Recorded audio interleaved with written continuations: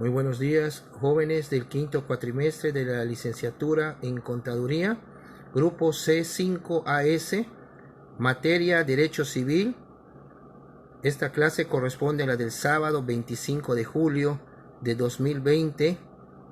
El tema a tratar, las servidumbres, segunda parte. La clase pasada vimos la primera parte de este tema, vamos a continuar con los mismos. En la primera parte de este tema analizamos el concepto y su normatividad. Aprendimos qué son las servidumbres y cómo están reguladas en el Código Civil. Retomemos la introducción en este tema. Las servidumbres se encuentran previstas del artículo 2135 al 2206 del Código Civil del Estado de Quintana Roo en vigor. Bueno. Vamos a recordar que eran las servidumbres, es un derecho real, acuérdense del latín res rei, que significa cosa, desde el punto de vista del sujeto activo de la relación jurídica que al respecto se establece, y un gravamen también real desde el punto de vista del sujeto pasivo de dicha relación. Este derecho real se va a establecer sobre un inmueble para beneficio y servicio de otro perteneciente a distinto dueño. Acuérdense que el inmueble a cuyo favor se constituye la servidumbre, o sea, este derecho real, se le llama predio dominante, y al otro, al que la sufre, se le llama predio sirviente. Bueno, las servidumbres sobre predios del Estado y sobre predios de particulares. Aquí es muy importante. Existe la posibilidad real, jurídica, de imponer servidumbres sobre predios propios del Estado, los bienes de uso común y los destinados a un servicio público. Por su naturaleza no pueden gravarse con servidumbres. El artículo 8 de la Ley General de Bienes Nacionales señala lo siguiente: ninguna servidumbre pasiva puede imponerse en los términos del derecho común sobre los bienes del dominio público. Los derechos de tránsito, de vista, de luces, de derrames y otros semejantes sobre dichos bienes se rigen exclusivamente por las leyes y reglamentos administrativos. Vean ustedes que, como señalan, ninguna servidumbre pasiva puede imponerse en los términos del derecho común sobre bienes del dominio público. ¿Cuáles son las formas de constitución de las servidumbres y principios que las rigen? Las servidumbres se constituyen o se forman de la siguiente manera. Primero, a través del contrato, la figura del contrato. Número 2, tenemos el acto jurídico unilateral. El número 3, tenemos la figura del testamento. 4, la ley. Y 5, la prescripción. Los principios generales que rigen a las servidumbres se contemplan desde dos puntos de vista. El primero es a partir de la situación que norma al dueño del predio dominante, y el segundo a partir de la situación del predio sirviente. Y los principios que norman la situación del dueño del predio dominante. Ahí va. El dueño del predio dominante está obligado a ejecutar todas las obras necesarias para la constitución y conservación de la servidumbre. Es una obligación del dueño del predio dominante. Número 2, el dueño del predio dominante está obligado a ejecutar todas las obras que hagan menos gravosa la servidumbre. En este caso estaría afectando al dueño del predio sirviente. ¿Y cuáles son los principios que norman la situación de la otra persona, del predio sirviente, del dueño del predio sirviente? El dueño del predio sirviente está obligado a no hacer o a tolerar, es decir, a no impedir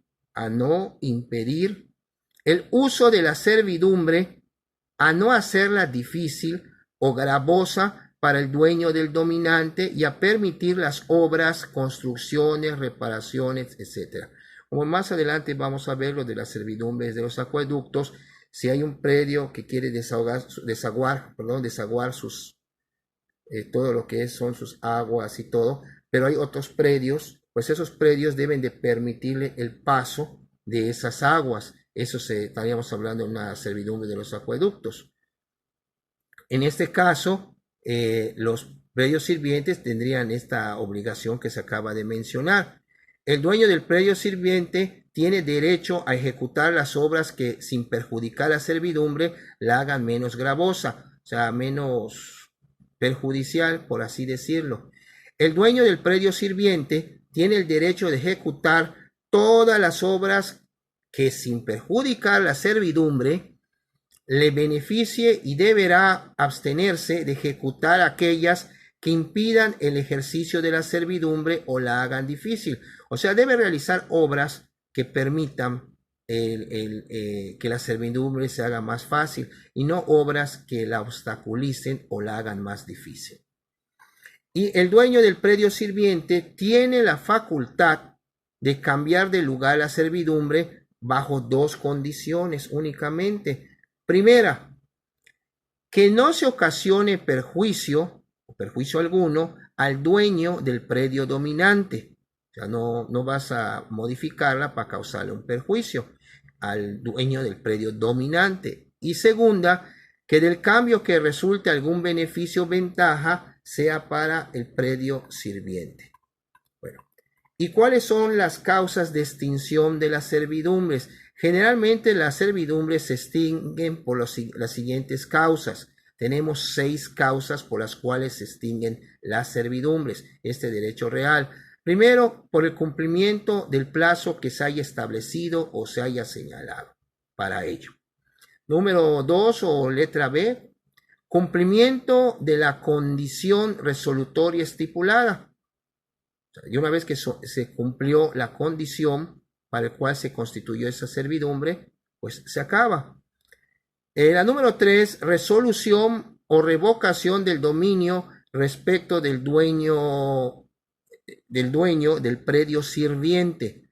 Cuando se haya constituido la servidumbre por el que, teniendo un dominio revocable, llega el tiempo de la revocación. Esto podría ser en caso de que pueda haber un cambio de dueño del predio sirviente. Bueno, por la reunión de los predios sirviente y dominante en una sola persona, en un solo dueño. Uno, pues, si el que está sirviendo de predio sirviente, yo soy el dominante y le llego a comprar su terreno al que me está sirviendo de predio sirviente y me lo vende, pues ya no habría servidumbre porque por los dos predios serían de una sola persona. Entonces ya ahí no tendría caso ya la servidumbre.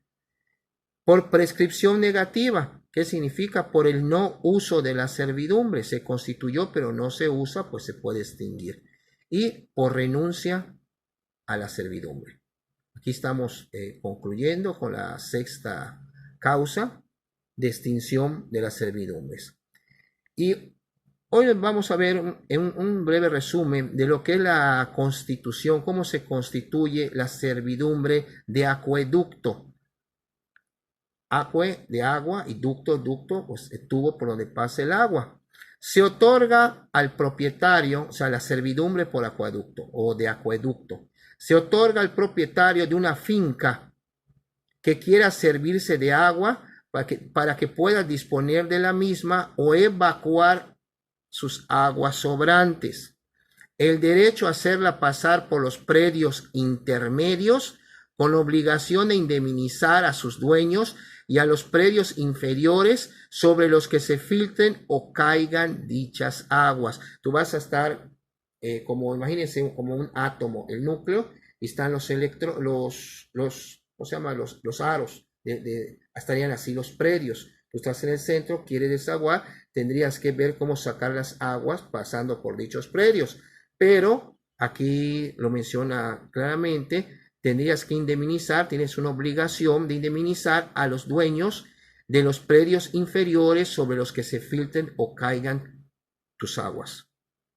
La servidumbre forzosa de acueducto, o sea, de que es forzosa porque debes de permitir el paso del agua, podrá imponerse tanto por motivo de interés público o por motivo de interés privado. Se consideran motivos suficientes de interés privado los siguientes. Primero, los abastecimientos de viviendas y establecimientos o ampliación de riegos, aprovechamientos energéticos, balnearios o industrias, así como evacuación, lo que les decía, de las aguas sobrantes o también de las aguas residuales.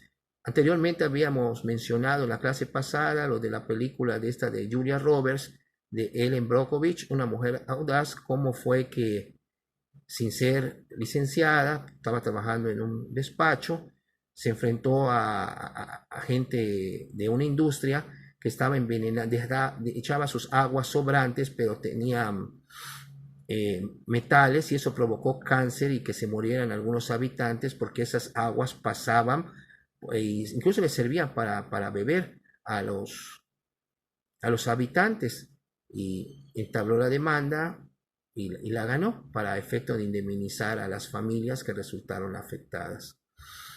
Después tenemos la desecación de lagunas y terrenos pantanosos siempre que se cumplan las previsiones contenidas en el capítulo 5 del título 3 del Código Civil del Estado de Quintana Roo.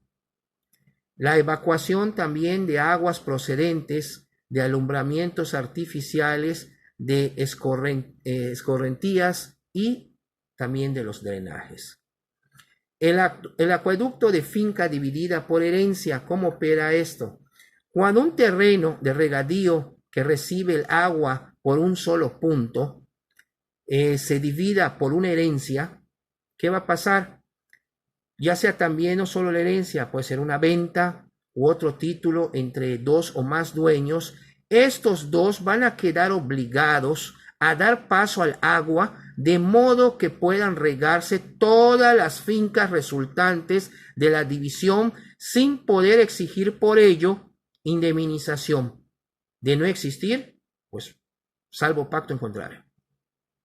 La oposición a la servidumbre de acueducto. El dueño del terreno sobre el que se trata de imponer la servidumbre forzosa de acueducto podrá oponerse por alguna de las causas siguientes. Primero, por no acreditar el que la solicita la disponibilidad del agua, o sea, no acredite la necesidad de esa medida.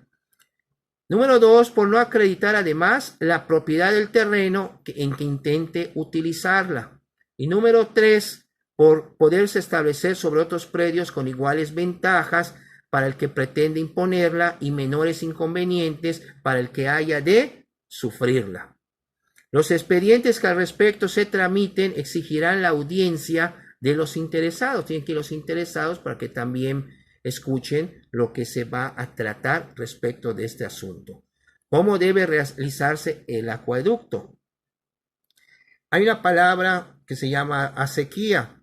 La acequia es una zanja o un canal pequeño que conduce agua, especialmente para el riego. Para aprovechar el agua del río se construyó una acequia. Es una zanja, se abre para que pueda pasar el agua y entre a las zonas de riego. ¿Cómo debe realizarse el acueducto? Pues con una acequia cubierta cuando lo exija su profundidad, de acuerdo al tamaño de la zanja, su contiguidad a edificios o caminos o algún otro motivo análogo, o cuando lo estimare necesario la autoridad competente. Número 2, con la sequía abierta, primero pues tapada según la profundidad de la zanja, pero también la sequía puede estar abierta si así se solicitase y no estuviese incluida en los supuestos del apartado anterior que se acaba de mencionar. La número 3, utilizando tubería o conducción impermeable cuando puedan ser absorbidas otras aguas. Cuando las aguas conducidas puedan contaminar a otras o absorber sustancias nocivas, como el caso que les mencionaba de las películas, de ellos debieron haber tenido su tubo, pero deben sacar el tubo, pero no en las aguas residuales, verterlas en el lago, sino que ese tubo debe seguir, si son aguas residuales, hacia otro lado, donde se puedan desaguar sin afectar el agua limpia, el agua para tomar, el agua de riego. Si es agua ya contaminada, pues simplemente no la puedes revolver. A eso se está refiriendo este tercer punto. Y el cuarto, si el acueducto atravesase vías públicas o particulares de cualquier naturaleza que sean, quedará obligado el titular de la servidumbre a constituir y conservar las alcantarillas y puentes necesarios, y si hubiese que atravesar otros acueductos, se procederá de modo que no retarde ni acelere el curso de las aguas, ni disminuya su caudal, ni adultere su calidad. Quiere decir eso que si se va a manejar los acueductos, va a entrar tubería, pues hay que ir separando los tipos de agua y no solo en un conducto. Si es el agua que es para el río, se forma la zanja y va a ser para riego, ahí no hay ningún problema. Pero si va a ser agua residual y tiene que pasar el agua por donde hay agua de río, agua limpia, pues es lógico que el tubo no puede, esa agua no se puede estar revolviendo con aquella. Tiene que buscar otra salida, o sea, en esa servidumbre a través de una tubería adecuada para no revolver las aguas. Y respecto al cierre de la finca sirviente, la servidumbre de acueducto no obsta para que el dueño del predio sirviente pueda cerrarlo y cercarlo, así como edificar sobre el acueducto mismo, de manera que éste no experimente perjuicio ni tampoco se imposibilite las reparaciones y limpias necesarias, de acuerdo con lo que está previsto en el artículo 560 de nuestro Código Civil del Estado de Quintana Roo. Asimismo, en idénticas condiciones, podrán constituirse puentes sobre el acueducto para atravesarlo, o sea, en caso de que esté el paso, la zanja, y no sea netamente sea el camino para la tubería, se pueden formar puentes para pasar por arriba de dicho acueducto. Y la prohibición de desvío de aguas del acueducto. Nadie podrá derivar agua de un acueducto ni aprovecharse de los productos de ella, ni de los márgenes, ni utilizar la fuerza de la corriente sin título administrativo suficiente. En las acequias pertenecientes a comunidades de usuarios, se observará en cuanto al aprovechamiento de las corrientes y de los cauces y márgenes lo prescrito por la Ley de Aguas, el reglamento y sus propias ordenanzas. ¿Cómo se va a extinguir la servidumbre de acueducto? Primero, por la consolidación. Cuando ya se reúna en una sola persona la propiedad de los predios, como vimos anteriormente, dominante y sirviente. 2, por la expiración del plazo fijado para otorgar la servidumbre. 3, por expropiación forzosa. Acuérdense que la expropiación son 2 requisitos: por causa de utilidad pública y previa indemnización que te va a hacer el Estado. Por renuncia del titular del predio dominante. Y 5, por pérdida del derecho a la disposición del agua. Y en el material que subí en plataforma ya desde este lunes 20 de julio, ya pueden ahí checar incluso los artículos correspondientes a esta servidumbre de acueducto para que se puedan ilustrar un poquito más. Está el material en PDF, está el PowerPoint, está este video y la clase del próximo sábado 25 de julio a la hora a nuestro horario habitual de clase, pues vamos a retomar los conceptos básicos de este tema, y por favor las dudas que tengan al respecto que las formulen en el chat donde vamos a estar trabajando para que yo les pueda dar respuesta a los mismos. Muchas gracias.